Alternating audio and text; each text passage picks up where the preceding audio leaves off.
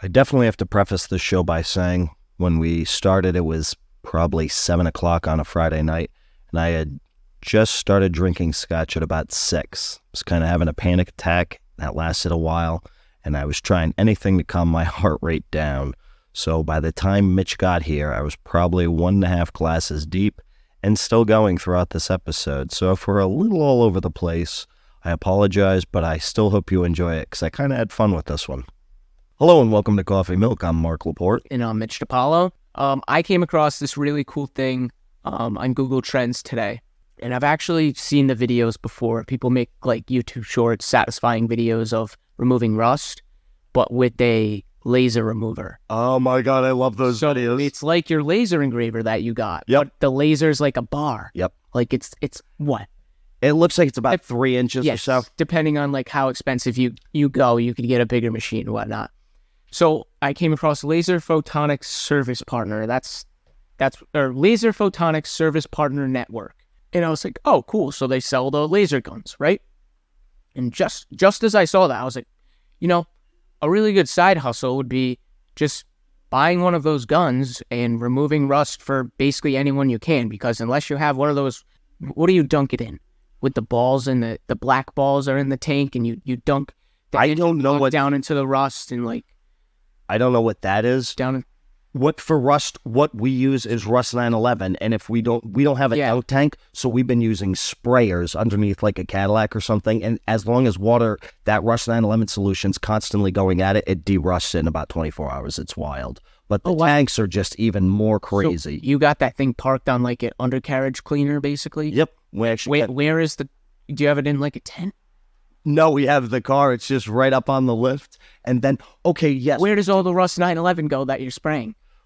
It goes into a little kiddie pool at the bottom. And then it comes up through like a sump pump, through sprinklers, and it just hits the undercarriage. That shop must smell amazing.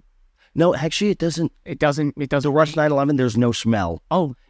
Yes, no. Any other acid I found has a crazy sulfuric smell. It smells like somebody farted. I figured that would have been like a horrid smell or like really strong chemical smell, like solvent, something like that. It's like 99% water. It's 1 quart of the Rust 911 for 5 gallons of water. Is it just water that is pH'd to it? Like it has a different pH, so it's more acidic, and then it will like dissolve the rust? I have no idea what is in the Rust 911. I know it's environmentally friendly, and I dunked my whole arm in it. It doesn't do anything to my skin.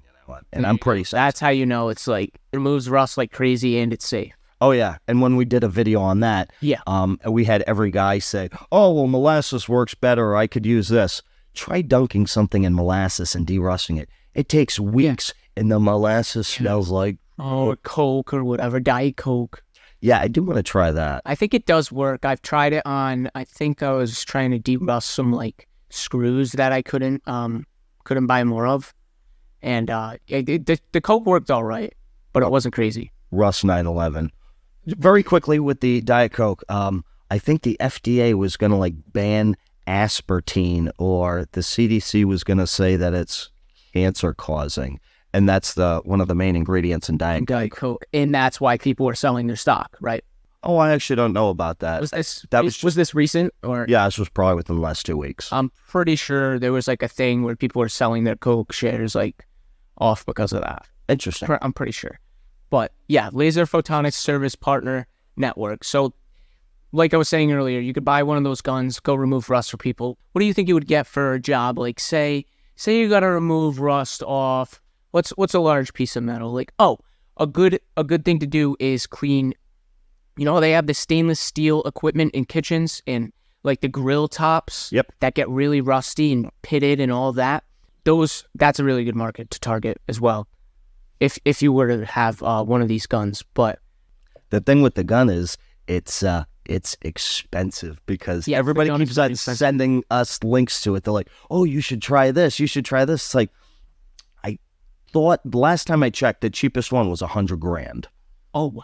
Yeah, so it's not even the same. Expensive. I've seen some handheld ones though. Is that what you're talking about? Or are you talking about one of the big cart ones? No, this was a handheld one. I don't know what it's attached to. I assume it's attached to something crazy. I think, but this Exactly. So they're so expensive. You can't really, like, the barrier to entry is so high. But I think what this company does is lowers the barrier to entry and gets you a better machine in your hand shipped to you, so you can go and get jobs as branded through this company, like with their van and everything. I'm pretty sure. Maybe you use your own transportation. Oh, so it's like a franchise you're buying into. I guess so. Yeah, you put in your application. Basically, yeah, it's like opening up a franchise, but it's all mobile. That's interesting. Yeah, it's pretty cool. I don't know what you would charge for something like that. I guess it would have to depend on the piece. Yes, like maybe what, $300, $200 for one of them hibachi stovetops, silver stovetops. Oh, the stainless steel. Yes. I don't even know what those stovetops cost. What's an industrial? Okay, I gotta Google this. I'm sorry. Industrial kitchen stove. I actually have some of the prices of the guns right here. Like, 6,000, 6,200, 11,000, 10,000, 13,000, 16,000. So like it goes down to like a couple grand, I guess, which is doable for some people who want to start up something. $6,000. I gotta see what the $6,000 one. Because this is a pretty like niche thing. Like usually. It is, but I don't think I feel like it's not such a niche thing because everybody wants to remove rust. And if you can kind of promote that, hey, this service exists, it's mobile, we'll come to you. Yes. There was a guy on Situate. I'm just gonna kind of be all over the place because my heart's going a million miles a minute. But there's a guy on the Situate Facebook page who promoted his auto service. It's a mobile car repair. He'll come to you. If your car's broke down or if it's in the driveway, he'll come to you. He'll fix whatever. So you don't need to take it to a shop or anything like that. And if you could do that with rust removal and just be a mobile solution, somebody's got, this antique, crazy cigarette stand or something. You could even door knock for something like that because I bet you people have rusty chairs. Oh, yeah. And if you're just door knock, you're like, hey, I've got this thing. It removes rust like in 2 seconds. Show them the video. They'll see the video and be like, oh my gosh. I wouldn't even do the video. I would just actually do it for them. I'd be like, do you have a grill outside? Do you have anything outside? And just show them and be like, if you have anybody who you think would be interested in this, just hand them your card. Because I think word of mouth would grill cleaning. Wow. You could get a small handheld one because I know they make ones maybe like 2 feet long and it's like kind of like 20 pounds maybe. Oh, okay. Like so really mobile. Yes. You could probably make a killing just going to people's house and cleaning the grills alone. Just the grills. The other thing you're missing is I would totally YouTube that. That's one of those satisfying. Sure. I love those videos. Yes. It's just a barcode scanner and it goes right down the rust and turns everything. It works perfect. Amazing. So it'd be interesting if I could reach out to those people and see if they would actually send us one. I was going to say that, like, you probably have already had someone reach out to you for it or could get one in the next month. Yeah. Like, now that we said that, watch it happen. I'm not going to reach out to anybody, but you watch it happen. We'll get the email.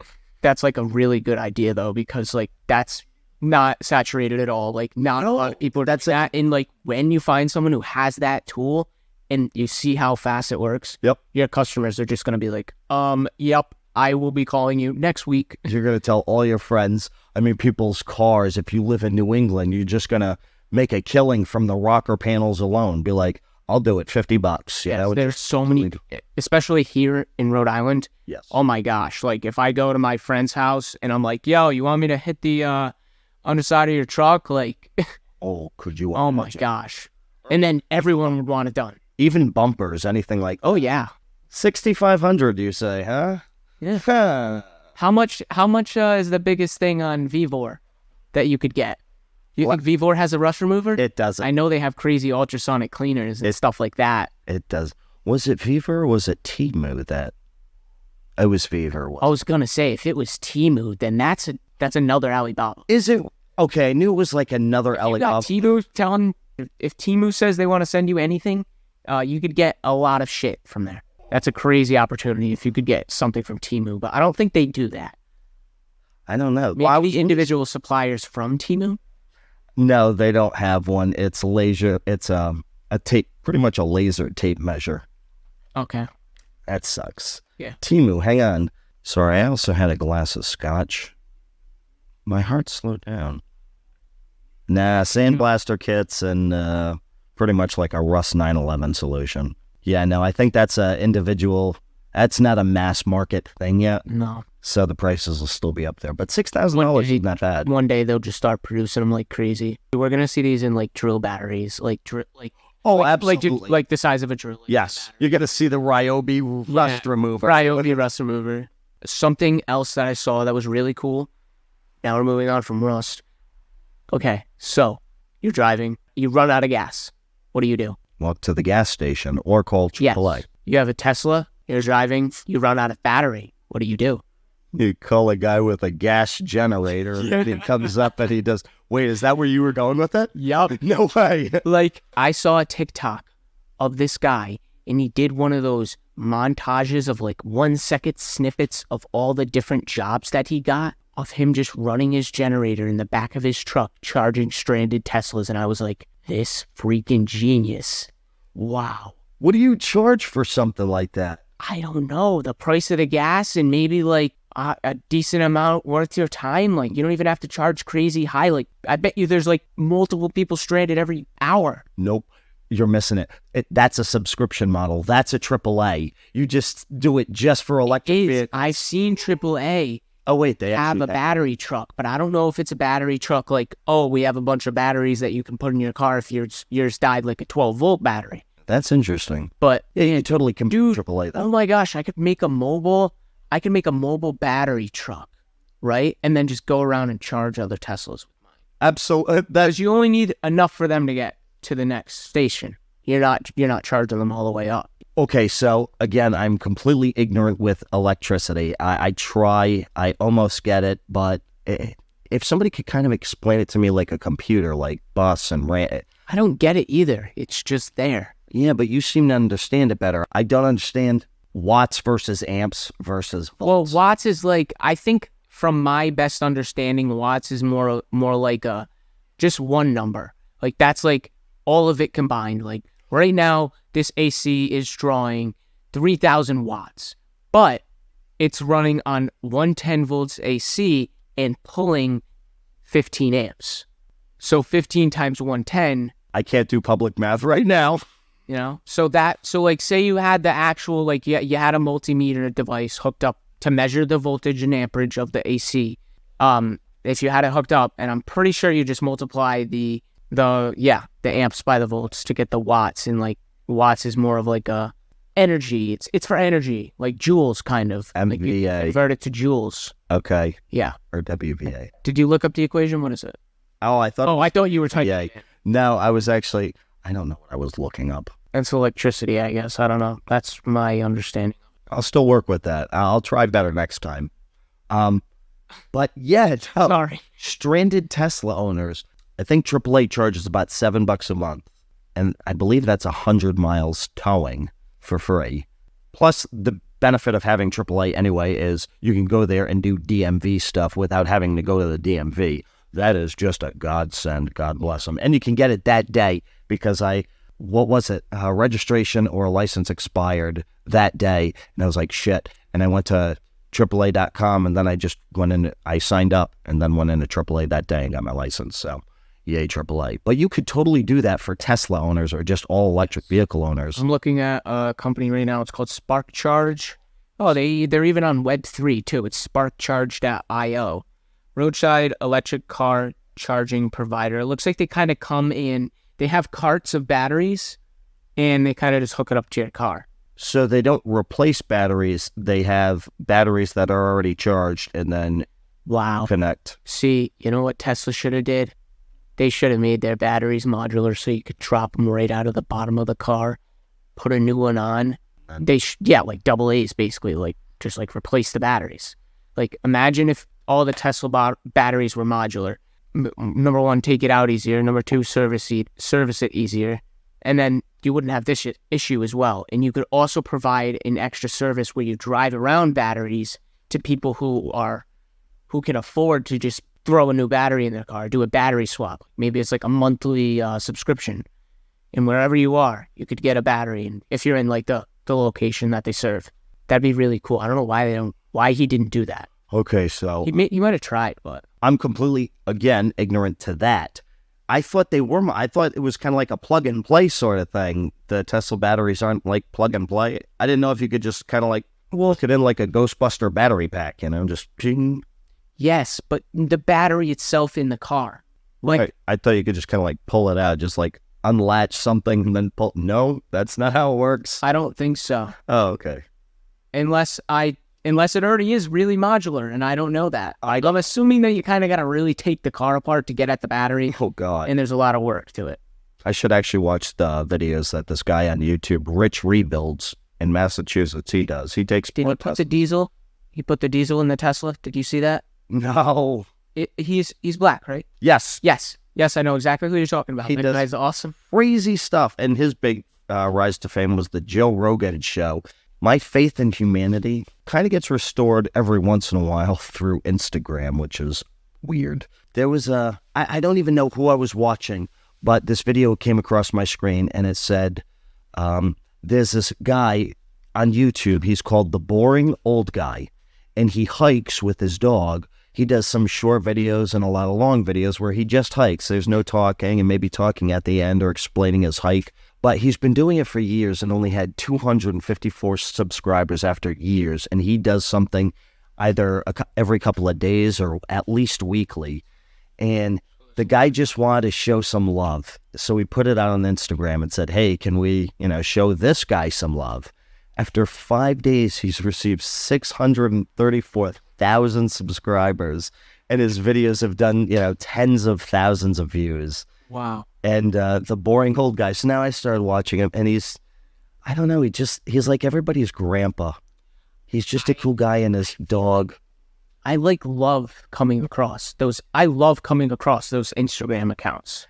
Like, you see people just, like, we talked about the fizzy drink challenge. Oh, yeah. This guy's doing. He's not drinking soda, and the way he talks about it is just hilarious. So it's just like such a wholesome thing to watch. And you also want to kind of be a part of it, too. Just like, it just gives you like the warm and fuzzies. Yes. Like, oh man, this is just great. There's another guy. This is making me laugh. I'm giggling. I'm having a good time. Exactly. There's another guy, Murph's Life, and he goes to South America. And I guess he stayed there during the pandemic. He was supposed to leave, but because he was there during the pandemic, he was forced to stay there. And he met these two lovely ladies, a mother-daughter, and the mother was elderly, maybe in her 70s, 80s. And they kind of lived in a shack. And then he just felt so much love from them that he decided to come back and help them, and he's building them a house. And because that got so many views, he's got so much ad revenue from it that he's helping other people in the town. And it's all in South America, where your dollar really has a bigger bang for its buck, and you can just change lives with it, $10,000, and he's just doing so much good. And I don't know, you want to be a part of that, especially when you see somebody who's really in need, and he kind of sets up a GoFundMe for either people in South America. He'll do it for people in North America, or that might be a completely different guy, because a lot of people have picked up on that, and it's just doing good deeds and getting views from it. Now, many people say it's exploitation of a bad situation, but no, it's a good thing, because I used to have some of that opinion as well, that it's kind of exploitation, but no, you just like opened up my mind. Like, I've seen this so many times, but I just realized, like, this is like God's hand at work right now. So everyone is like, yes, it's kind of weird to do something good for someone and record it and get views out of it. And yes, it's weird that we're all on these devices that are constantly collecting data on us so they can recommend us the correct ads, kind of predict where we're going to spend our money and things like that, which is kind of terrible when you think about it.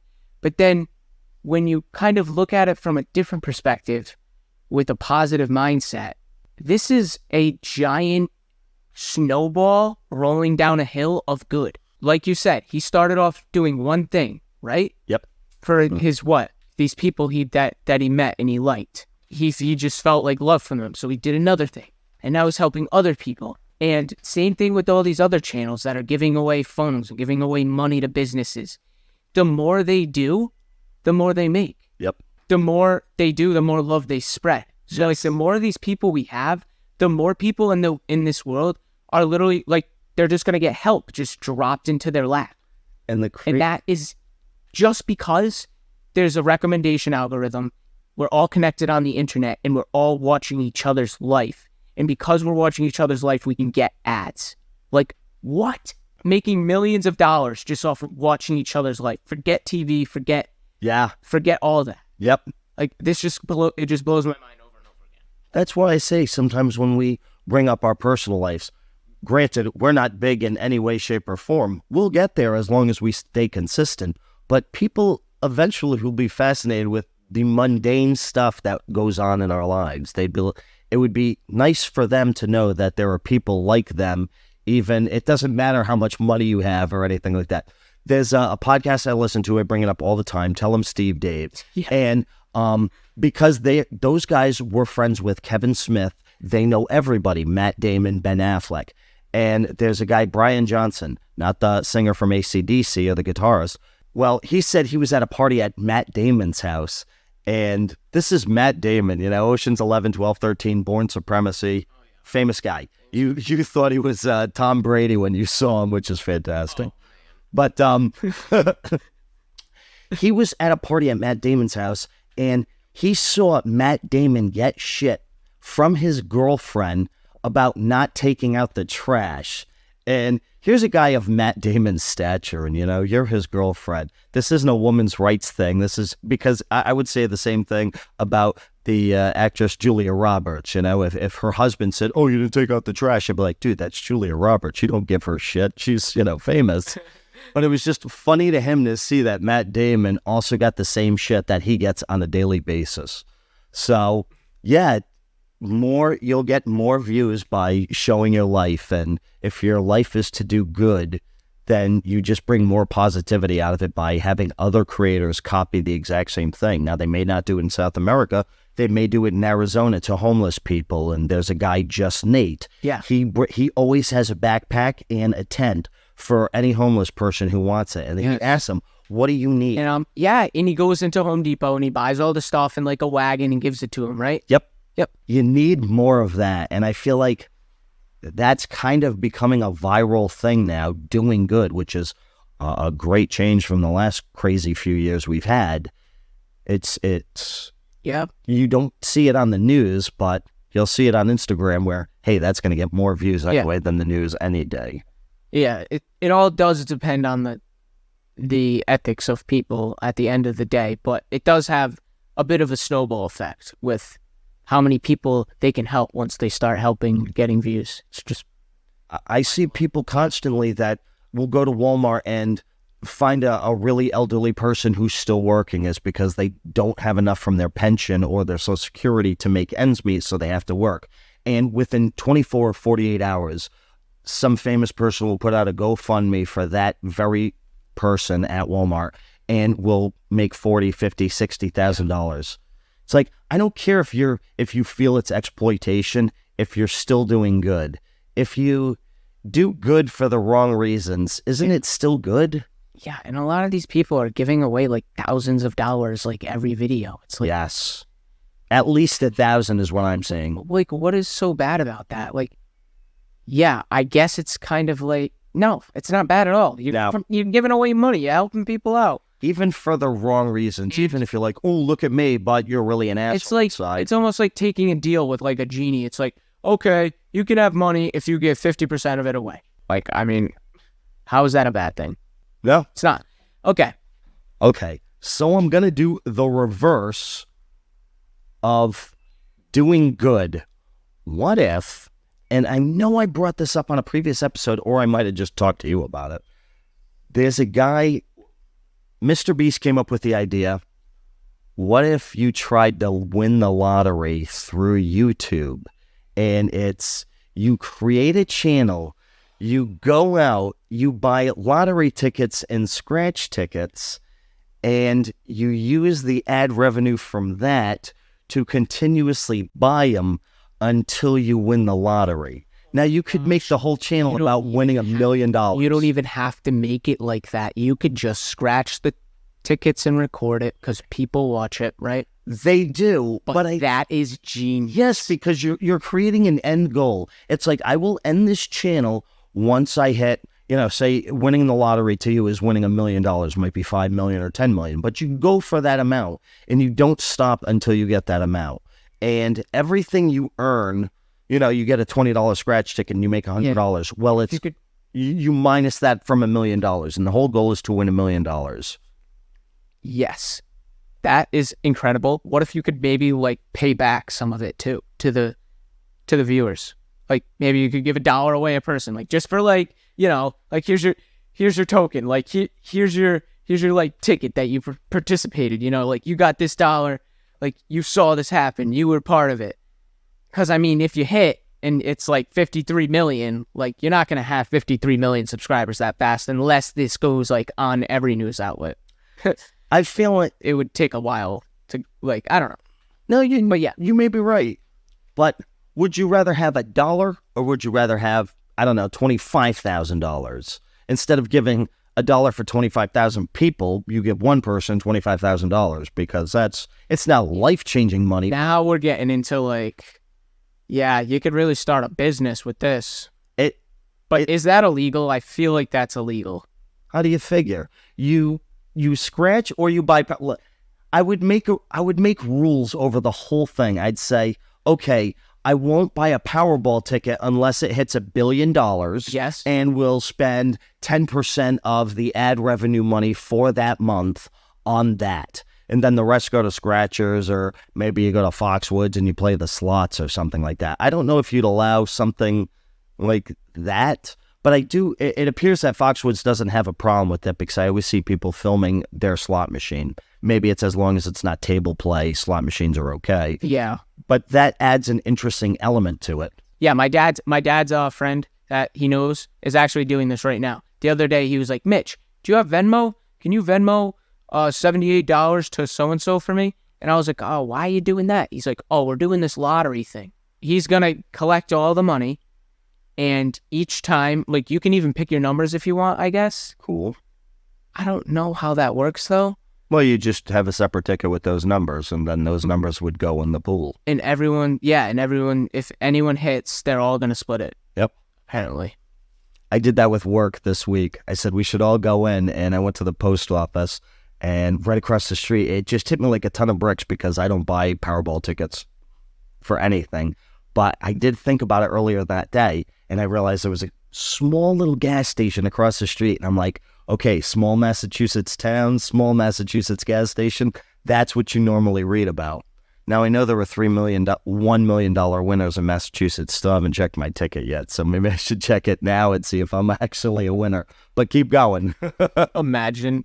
Right? On the podcast, one winners. It's like, all right, that's it for this episode. We're going to Vegas. I did hit a Powerball. You hit a Powerball? I hit a Powerball because the Powerball was 24. Yeah. Oh. That's the only number hit them right all. now. You hit them all. Okay, no. You're literally set up. I didn't hit them all because there was only one guy in California who won the Powerball.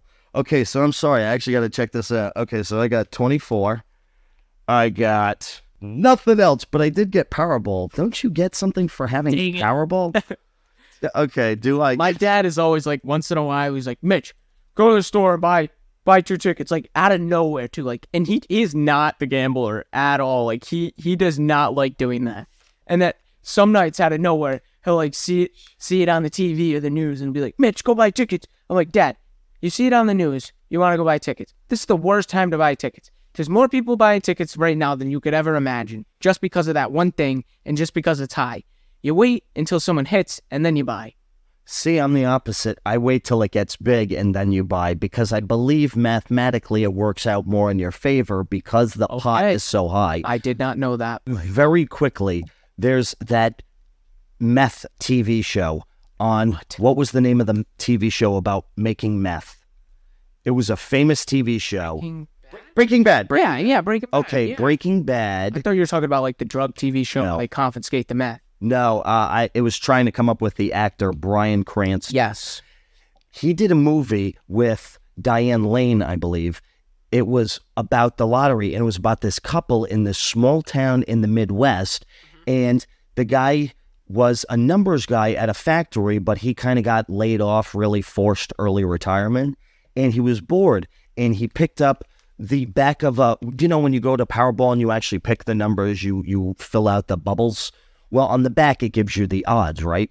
Well, he noticed that on certain days, the odds were in the player's favor.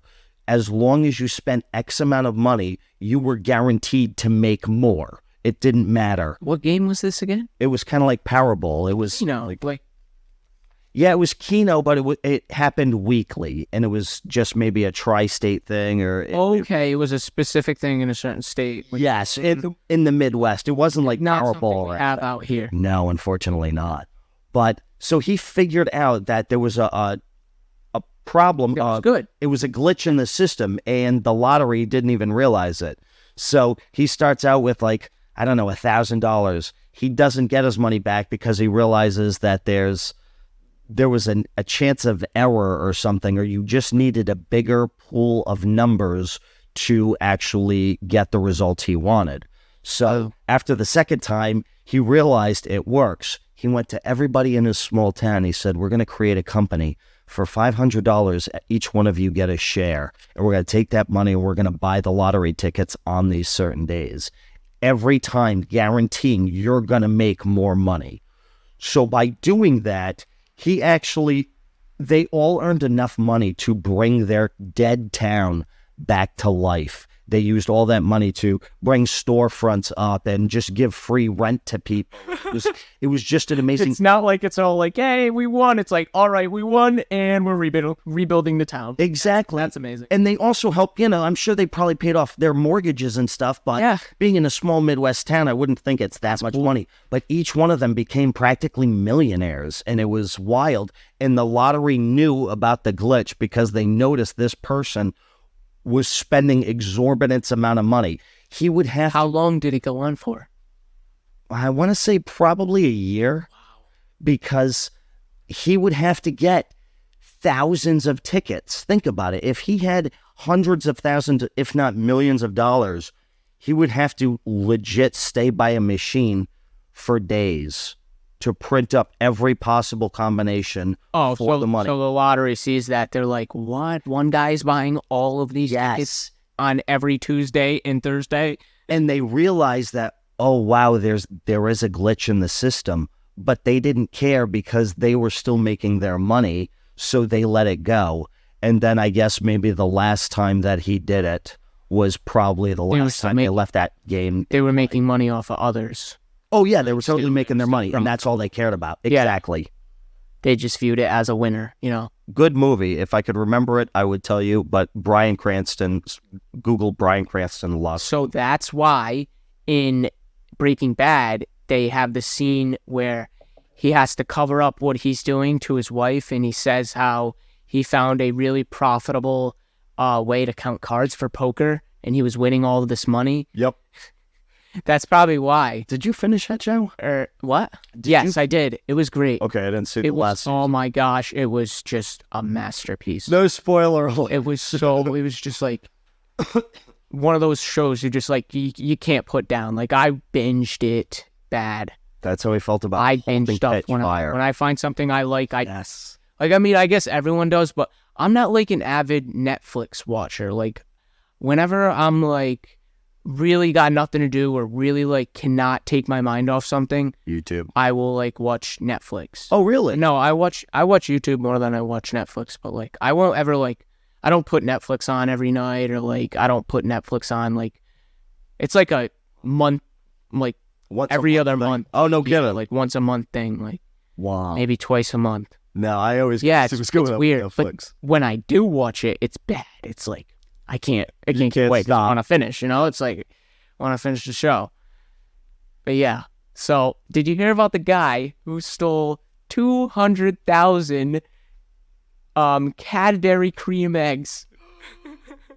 No, the Cadbury, the ones with the green, blue, and red foil wrap. Yes, and it has the frosting inside. Oh, God bless that guy. What? No, tell me everything. I need to know. Joby Poole, 32 years old, stole more than 200,000 Cadbury Cream Eggs, amounted to more than 31,000 pounds. British pounds. It was 30. I thought it was $200,000 worth of Cadbury. No, but it was 200,000. How did he do it? Because I know that must be so heavy. I need this guy on the podcast. You know what? He definitely did this. He did this for the memes. Because, like, He did it for the meme. Like- That should be his defense. come on. Like, do you really need that many eggs? First of all, like, you could just, like, at that point, you could just, oh my gosh. How are you going to eat that many? You'd have to eat, that's 100 a day. I mean, Like, come on. 100 a day, 1,000 days. Do you think he did it, like, because, you know how some people, like, they want to, like, do bad things? It's almost like the people who stole Van Winkle. Amazing stuff. And yeah, some guys stole it from the factory, but that's got to be an inside jump. How do you get your hands on 200,000 Cadbury eggs? Yeah, he definitely paid off one of the employees to just dispatch the truck. Or he works inside the factory. It doesn't say that he did. They didn't find him. No, they arrested him. Oh, He's okay. arrested, yes. Oh, I'm sorry, I never, did I say? No, you may have. No, you did say his name. 18 months at Shrewsbury Crown Court on Thursday. Oh, this is like recent. This was in Google Trends, like this week. Okay, so if he's at a penitentiary, what country is this in? Oh, and shortly after theft of a vehicle, presumably perpetrating to be the Easter Bunny, was stopped northbound. Oh my God. And a man was arrested on suspicion of theft. I don't know if they were saying that this was a tweet of how the Cadbury company like described the situation in a funny way, or if it actually was him driving away like in the car dressed up as an Easter Bunny because he just stole all, like, wow. This man's got some talent and some passion. This had to have taken place in April. Was he sentenced? You said 18 months. So is that his sentence? So Yes, it's already gone. 18 months in jail. So this had to have been during, obviously, Easter. If you're going to A, dress as the Easter Bunny, and B, there's Cadbury Cream Eggs, because I don't believe that's a product they make year-round. Which they should, because I would buy the crap. Maybe he found the stockpile of them. It doesn't say how he did it. This is the most intriguing story of my life right now. I need to know how he did it. Had used a metal grinder to break into an industrial unit belonging to SW Group Logistics in Stanford Park, Telford, and tow away the trailer containing the cream eggs. Wow. Poole was stopped by police as he was traveling northbound. Yeah. 18 months. He Okay. walked towards the police with his hands up. I'm sorry, I need to talk to that man. This was an organized criminal matter. Like, he had to know where the, like I said, like, this is some maniac who's like, yeah, This is amazing. he like did it for the thrill. That is just, yeah, because he walked right up to the police too, I guess. Like, he just like, it's like, he probably, like, what? I can't wrap my head around this one. 200,000 eggs, though, I just couldn't imagine. They're the greatest things. Okay, that, and what the hell's a little mini eggs with the hard shell?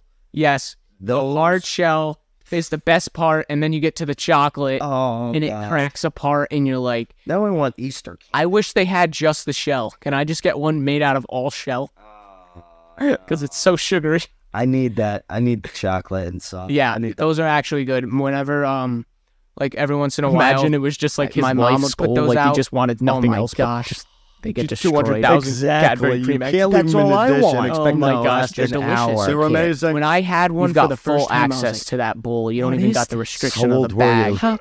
You just I don't know. Scoop them But off I was and definitely what like, the- how have I not seen these? You know, before? pacing around the house. I think I was maybe in like doing middle A handful school. of hands. Sorry, Whether do you it be have 20 any hours other every food 5 memory minutes. like that? Because I have one for Hero the I'm McDonald's amazing. quarter pounder with Hero cheese. of the week. What? I remember when I had that. Too generic. I'm sorry. I was in Pawtucket with my dad and my sister. My sister was doing something for the Brownies or the Girl Scouts or one of those things. It was a parade.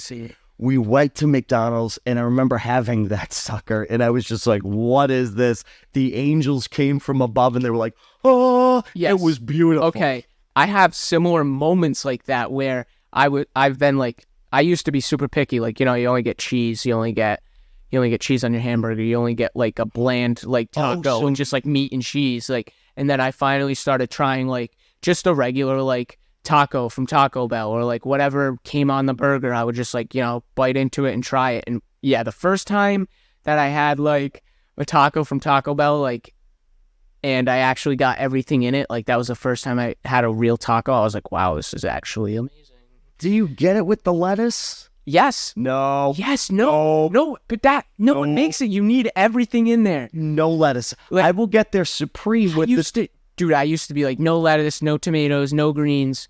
Okay, like, no. Time out. It is good. Time out. Are you saying you're getting the taco or the taco supreme? The taco supreme with forget about it. You get the chives, the tomatoes, the sour cream, the cheese, and the meat. No chives. No, blasphemy, my friend.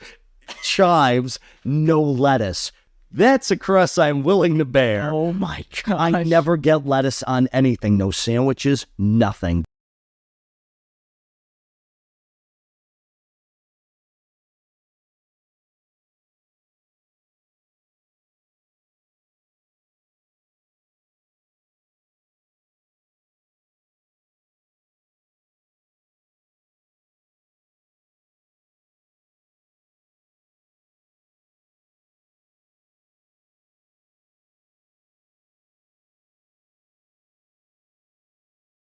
I saw that McDonald's is getting a spot in the metaverse.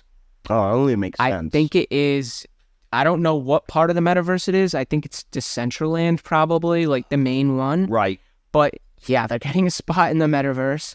It's McDonald's Hong Kong. They launched it, I think, just recently, probably this week, because it just made the news, I guess. The move aligns with other global brands like Adidas, Coca-Cola, and Gucci. So, like, I guess a lot of brands are doing this, and it's kind of under the radar right now, which is kind of exciting to see.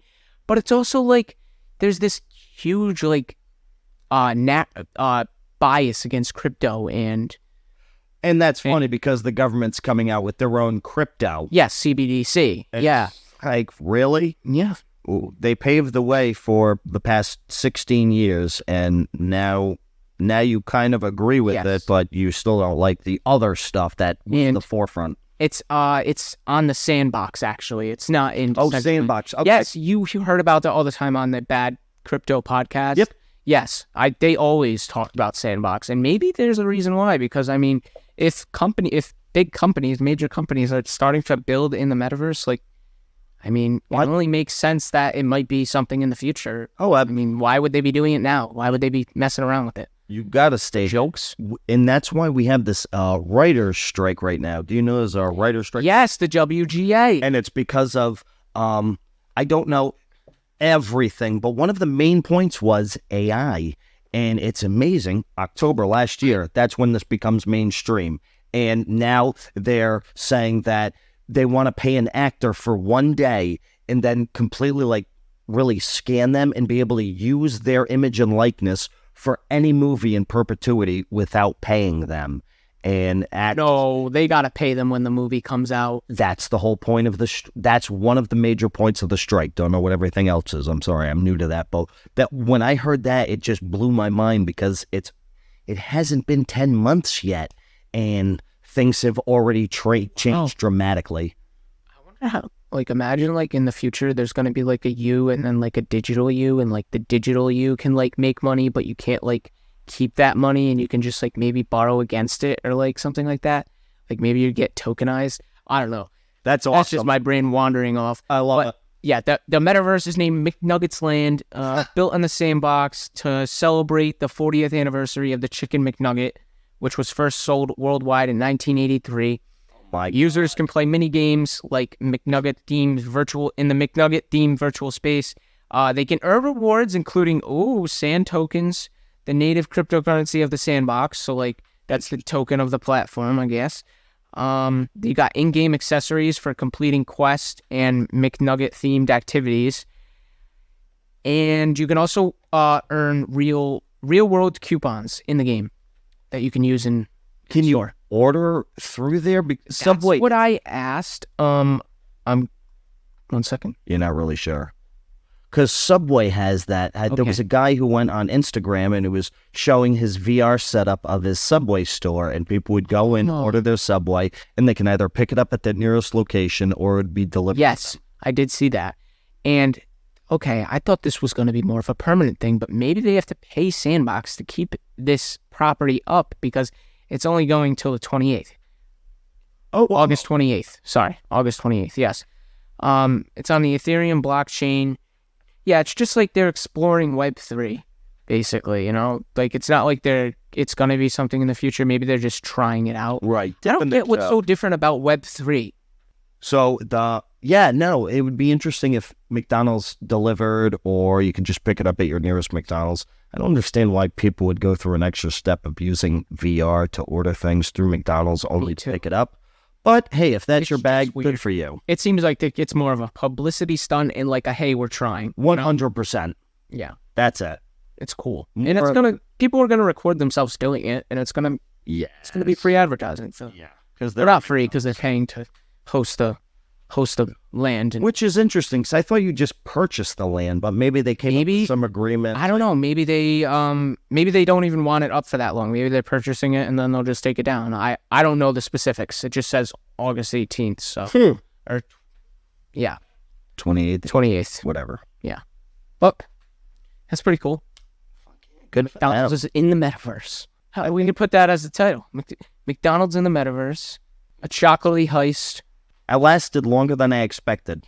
I had some scotch to kind of like calm me down a little bit, and I feel much better. Yeah, you gotta take a nap. That's kind of what I'm thinking right now. Yeah. So, I've really enjoyed this episode. I thought we had fun with it. Yeah, it was a great episode. We'll see what turns out after editing. Pretty interesting and crazy stories. Yeah, I loved it. Yeah. So that's it for this week's edition of Coffee Milk. I'm Mark Laporte. And I'm Mitch DiPaolo. See you next time.